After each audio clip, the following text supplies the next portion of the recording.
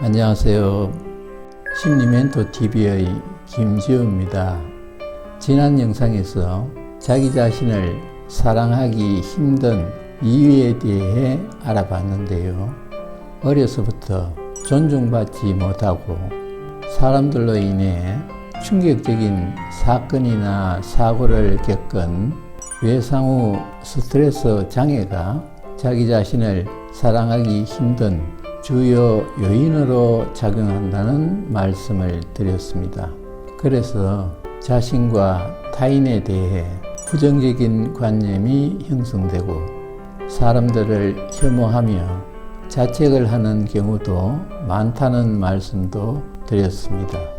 오늘은 자기 사랑과 관련해서 나의 내면에는 어떤 문장이 새겨져 있는지, 내 자신의 이미지, 즉 자아상을 규정하고 있는 내면 문장에 대해 알아보는 시간을 갖도록 하겠습니다.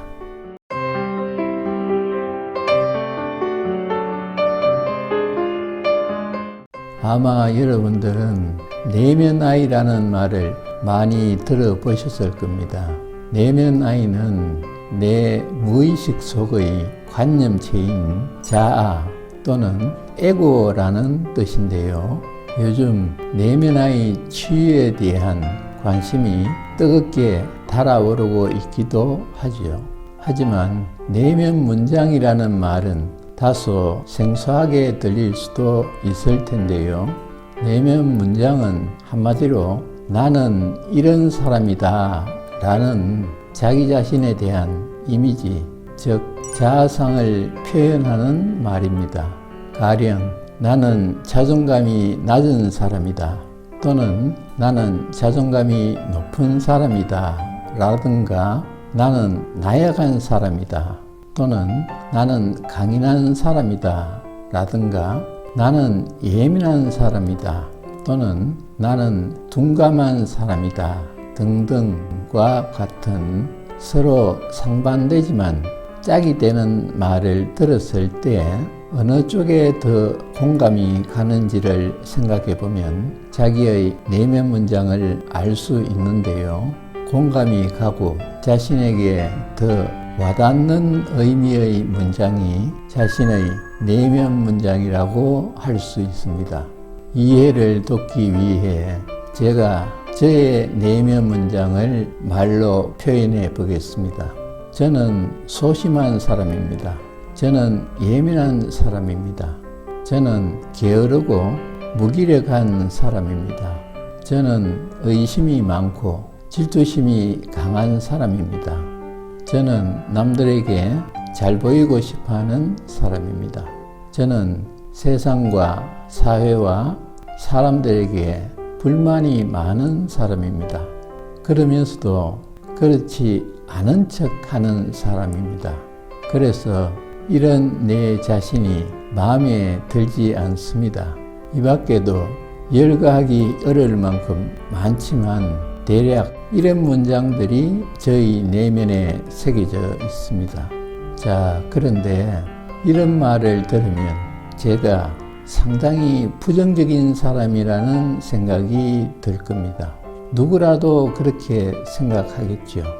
네, 저도 잘 압니다. 하지만 제 자신이 부정적인 사람이라는 사실을 알아차리고 인정하는 것은 결코 부정적인 모습이 아닙니다. 그리고 대부분의 사람들은 나약하고 예민하고 소심한 것은 나쁜 것이라는 관념을 갖고 있습니다. 하지만 이것은 명백한 인지 오류입니다. 많은 부분에서 인지 오류는 사람이 태어나고 자라면서 사회화되는 과정을 거치게 되는데 그 과정에서 왜곡된 관념이 학습됨으로 발생하는 경우가 대부분입니다. 이 부분과 관련해서는 제가 올린 관념이 바뀌면 원하는 것이 달라진다 라는 영상에 자세한 설명이 담겨 있으니 참고하시기 바랍니다. 그리고 자신의 내면 문장을 정확하게 알아차리게 되면 그것과 상반되는 내용의 또 다른 내면 문장이 억눌려 있다는 사실도 알아차릴 수 있고, 그렇게 되면 그동안 모르고 살았던 자기의 또 다른 모습을 되찾는 반전이 일어나게 됩니다. 어쨌든 저의 내면 문장은 제 모습을 규정하고 저는 저와 동일시되어 있는 내면 문장의 내용대로 무의식적으로 살아갑니다. 이것은 저뿐만 아니라 거의 모든 사람에게 해당되는 현상인데요. 이 말은 거의 모든 사람들이 무의식적으로 살아간다는 뜻이고, 각자의 내면 문장이 그런 작용을 하고 있기 때문입니다. 자, 그렇다면 나의 내면에 어떤 문장이 새겨져 있는지를 어떻게 하면 알 수 있을까요? 그것은 어렵지 않습니다. 앞에서 말씀드린 대로 자기 자신이 어떤 사람인지 말로 표현하고 글로 적어보면 됩니다. 하지만 한 가지 반드시 명심해야 할 것은 솔직하고 정확하게 자기 자신을 드러내야 한다는 사실입니다.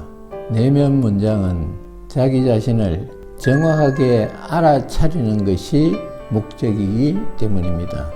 그래야 자신의 무의식을 투명하게 바라볼 수 있고 왜곡된 부분을 바로잡을 수 있는 것입니다.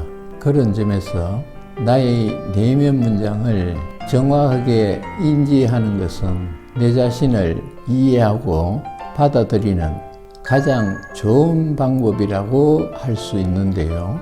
사람은 자기 자신에 대해 잘 안다고 생각하지만 실제로는 잘못 알고 있거나 막연하게 알고 있는 경우가 의외로 많습니다. 그래서 내가 나를 이해할 수 없는 현상이 빈번하게 발생하는 것입니다.